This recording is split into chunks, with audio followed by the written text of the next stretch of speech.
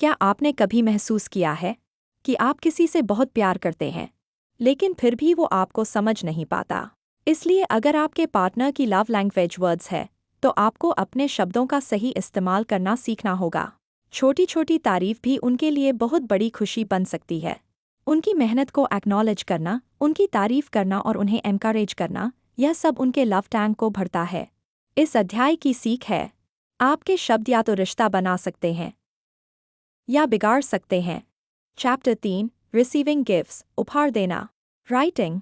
इस अध्याय में बताया गया है कि कुछ लोगों के लिए प्यार का मतलब होता है गिफ्ट्स। लेकिन यहाँ गिफ्ट्स का मतलब सिर्फ महंगे तोहफे नहीं है, बल्कि वह भाव है जो उसके पीछे छुपा होता है।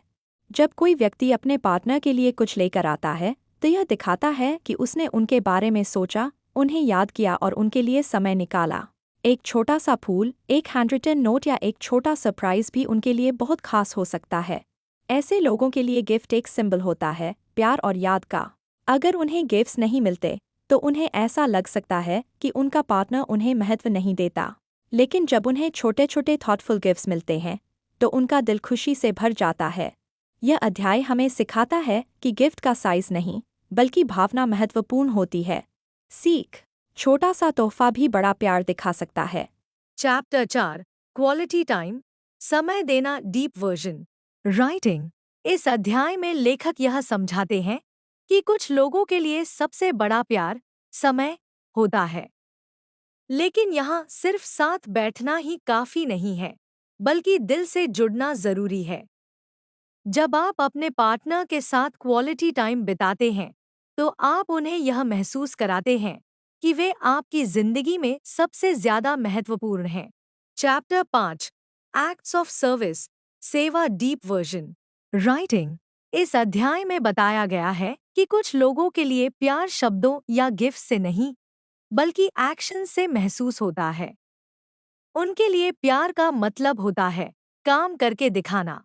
जब आप अपने पार्टनर के लिए छोटे छोटे काम करते हैं, जैसे उनकी मदद करना, उनके काम को आसान बनाना या उनकी जिम्मेदारियों को शेयर करना, तो यह उनके लिए सबसे बड़ा प्यार होता है।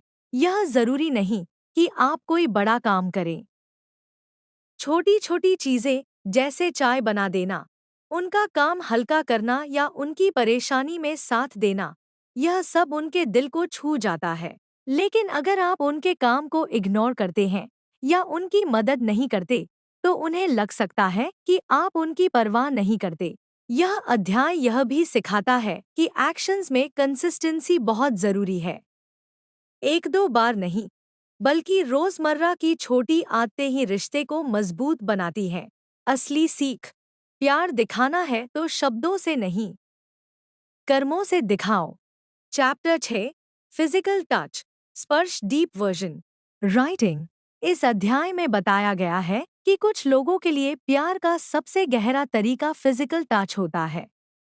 उनके लिए एक सिंपल हग, हाथ पकड़ना या पास बैठना भी बहुत बड़ी बात होती है। टच एक ऐसी भाषा है जो बिना शब्दों के भी बहुत कुछ कह देती है। यह इमोशनल सिक्योरिटी, ट्रस्ट और कनेक्शन को मजबूत करता है। जब कोई व्यक्ति उदास होता है और आप उसे गले लगाते हैं, तो वह तुरंत बेहतर महसूस करता है, क्योंकि टच सीधे दिल तक पहुंचता है। लेकिन अगर इस लव लैंग्वेज वाले व्यक्ति को टच नहीं मिलता, तो वह अकेलापन और दूरी महसूस कर सकता है।